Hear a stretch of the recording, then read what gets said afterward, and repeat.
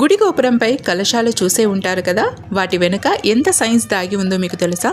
ఈ కలశాలని పంచలోహాలతో తయారు చేస్తారు. అవే బంగారం, వెండి, రాగి, ఇనుము, ఇంకా జింక్.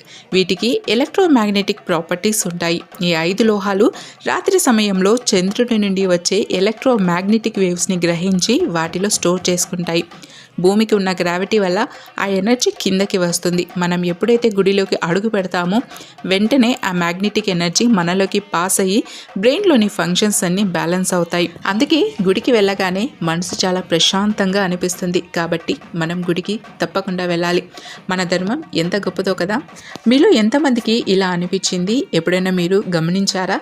గుడికి వెళ్ళేంత వరకు మనసులో ఎలాంటి బాధ ఉన్నా గుడి నుండి బయటికి వచ్చేటప్పుడు ఒక ప్రశాంతతతో బయటికైతే వస్తాం. ఇలా ఎంతమందికి అనిపించిందో వాళ్ళు తప్పకుండా ఛానల్ని సబ్స్క్రైబ్ చేసుకోండి. అండ్ వీడియో నచ్చితే లైక్ చేయండి, షేర్ చేయండి, కామెంట్ చేయండి. Thank you for watching.